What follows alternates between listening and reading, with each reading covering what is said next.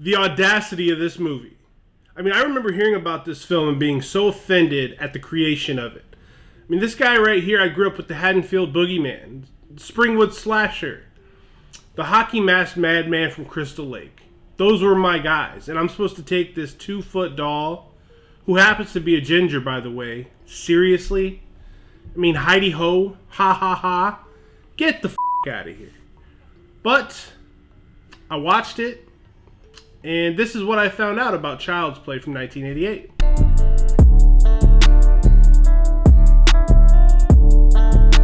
Jerry Fright Night Dandridge chasing a guy that he's calling the Strangler down the alley in a gunfight, and the guy he's chasing is Brad Dourif. I'm locked in right away with this one. Now, Brad's Dourif character gets shot just before he breaks into a toy store. I mean, could they pull at my heartstrings any more with the beginning of this movie? A toy store. Now, he's bleeding everywhere, and he's got the vampire detective hot on his trail. But he keeps repeating that he has to find somebody, and right away we don't really know what that means. So he trips and he falls over a stack of these good guy dolls, which are these freckled, freakish little ginger figurines. Basically, that era's Tickle Me Elmo. Now, a voodoo chant later, a storm grows above the toy store, shattering the windows, causing an explosion, and this is a gangbusters way to kick off a horror film. The fact that we started right away with 2 horror heavyweights, in my book, going toe-to-toe, I popped for it. I loved it. Then we get to the lighter stuff with a little boy named Andy who is celebrating his birthday, and he's making his mother breakfast in bed, which is a really sweet gesture for a kid to be doing on his birthday. You know, the birthdays are supposed to be all about them.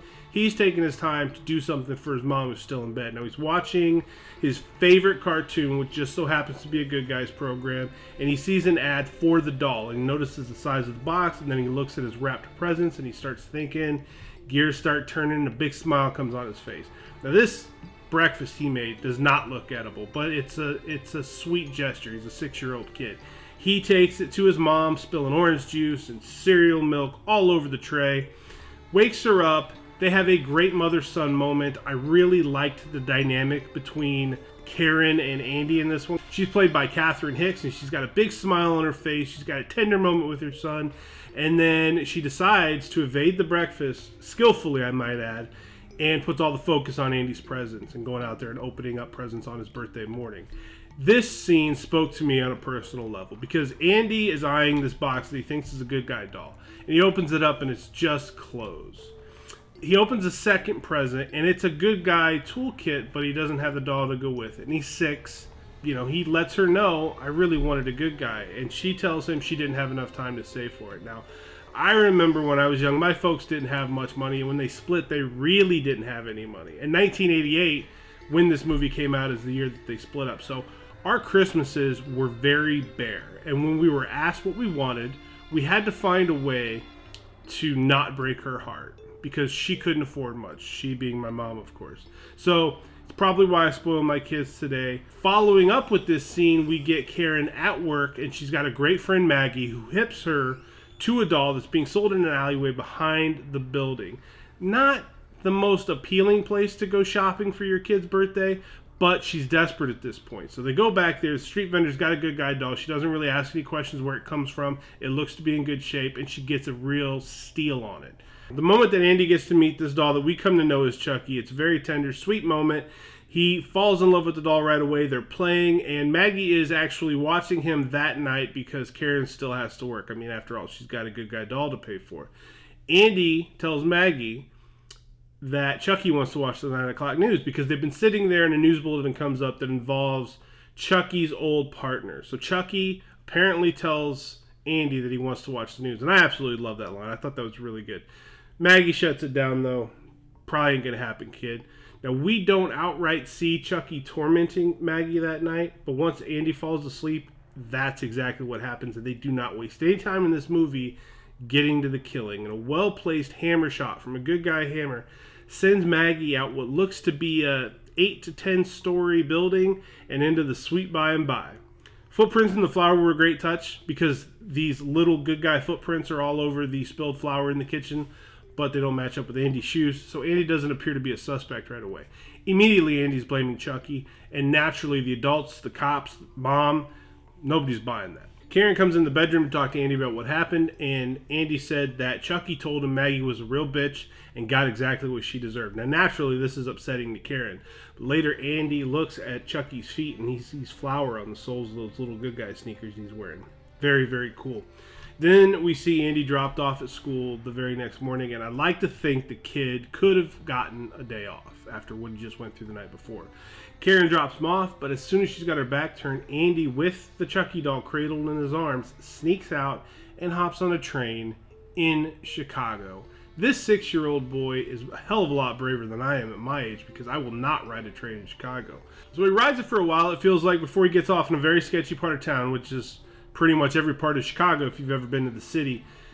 And you just feel worried for the kid, because this is not a town for him to be walking around in alone. He's only 6. He's walking through homeless people. He's walking through drug addicts. It's just not safe for him. The little field trip that they're on, it's just so Chucky can get a chance to get to his partner, Eddie Caputo, who left him high and dry the night of the toy store explosion. Now, Andy goes to tinkle, sets Chucky down. By the time he comes back, Chucky's gone. We see him racing. From his perspective, we see him running towards this house where his partner's holed up. Goes inside, turns on the gas in Eddie's building, and it is bye-bye baby. Next thing we see, Karen is going to pick up Andy from the cop shop, but Andy's been ordered to spend a couple of days in a hospital by this doctor questioning his insistence on blaming this doll for 2 murders that he's been directly there for thus far. Now, poor Karen is she's emotionally spent. And now she has to leave her son in what is essentially a psych ward, so you feel for her. And this actress is tremendous in this role. I really liked her in this movie. Chucky gets dragged home by Karen, because obviously Andy's not going to be able to keep him. And once she inspects the good guy box, as she's home, the batteries fall out. And it's one of those holy shit moments, right? Picks up the doll, checks the battery compartment, only to see that it's empty. And as she does, that head spins all the way around. Hi, I'm Chucky. Wanna play? And says, "Hi, I'm Chucky. Wanna play?" And she drops the doll and it rolls under the couch. Great. This scene is killer in this movie. She threatens to throw him in the fire once she picks him up from underneath the couch, turns on the gas, lights the fire, says, "Talk to me or I'm going to throw you in the fireplace." And man, he comes alive and calls her some vile, not nice things before biting into her and eventually escaping. Our vampire detective does not believe anything that she's throwing at him, but when she says that she's going to a specific part of town to get answers from the street vendor that she bought the doll from, he insists that that's a bad idea because of the part of town and the time of night that it is.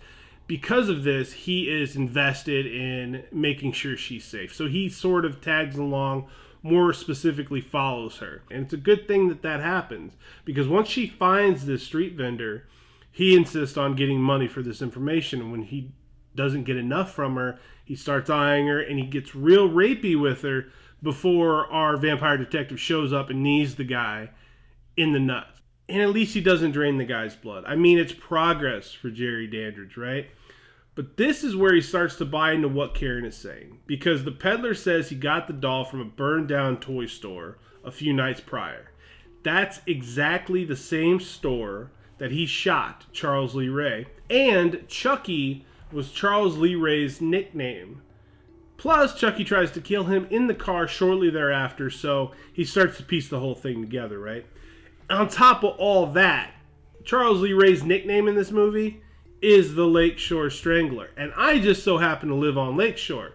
Now, I'm not sure if that's a good thing or if that's a bad thing, but it was pretty cool to find out during this rewatch. Now, I love how Karen, at this point, is throwing herself into this theory because of the downward spiral that her little boy seems to be in.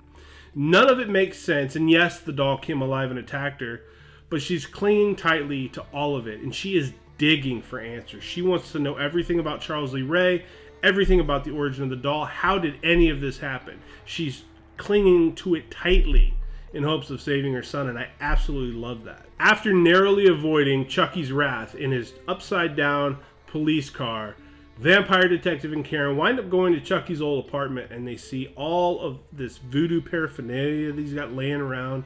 He's got weird paintings of himself praising some witch doctor on his wall, which, of course, is the very next place that Chucky is headed. And when he meets the voodoo priest at the voodoo priest's house, the voodoo priest tells Chucky that he is becoming human inside of this doll body.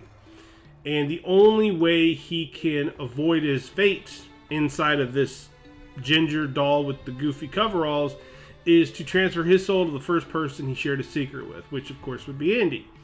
Chucky then kills this guy with a voodoo doll before setting out to find this little 6-year-old boy. So let me set this scene for you real quick, because we go to Andy next, and he's in a hospital room that looks like a cell. I mean, it looks absolutely 100% like a prison cell.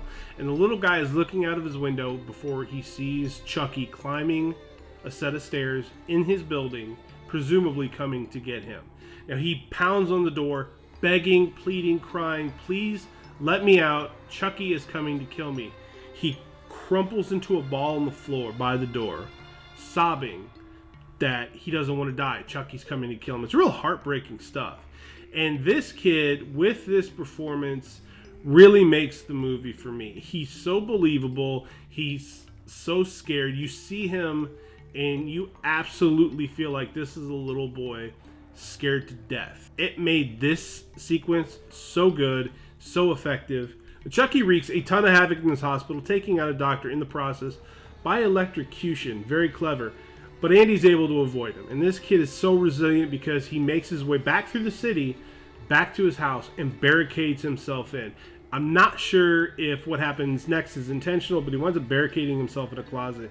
Very, very similar. Had those slat doors where you could see inside the closet. Super similar to the Jamie Lee scene from Halloween. I love that. And then later on we get a slight homage to Nightmare on Elm Street. Intentional or otherwise, I like the placement of it. We get to a point where Chucky hits Andy with the baseball bat and he's got him in position. He can do the crazy voodoo chant that he did at the beginning of the movie and transfer his soul into Andy's body, which I thought was such a scary idea.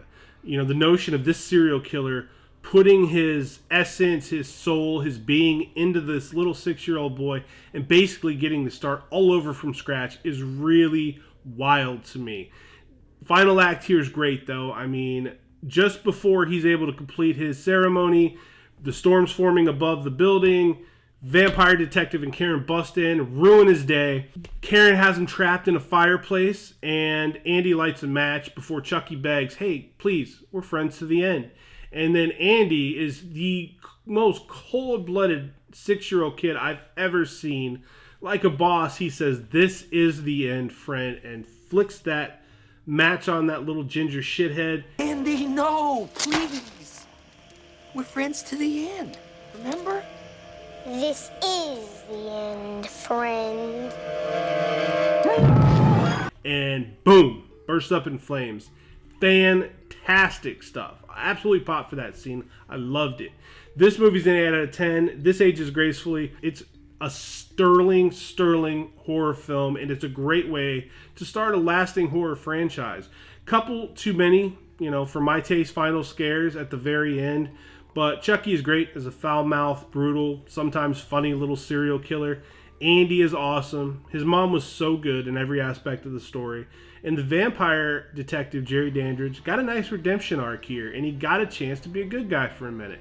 They really, really did a great job with a silly idea. Because if you think about it, Dolls in 1987, Dolls was scary because there's a lot of them. There was 100 of those things running around. This is just one. Like, if it's me, and I'm 8 years old, which I was when this movie came out, and let's say Hordak decides to go ape shit in my bedroom and starts slashing at people, I can take care of that guy, right? Storm Shadow decides to act up, I can probably just chuck him out a window and be done with him. This idea was very, very cool, and it worked out really well to where he's only talking to Andy at first. And of course, Andy's 6, nobody's going to believe this.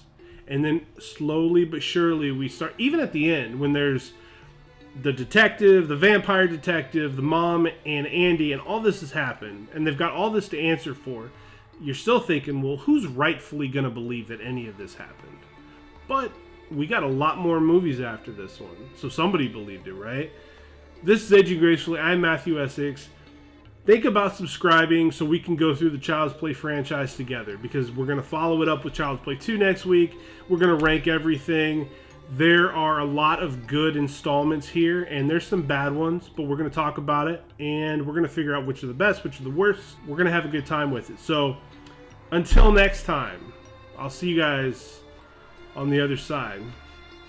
Be a good guy out there, okay?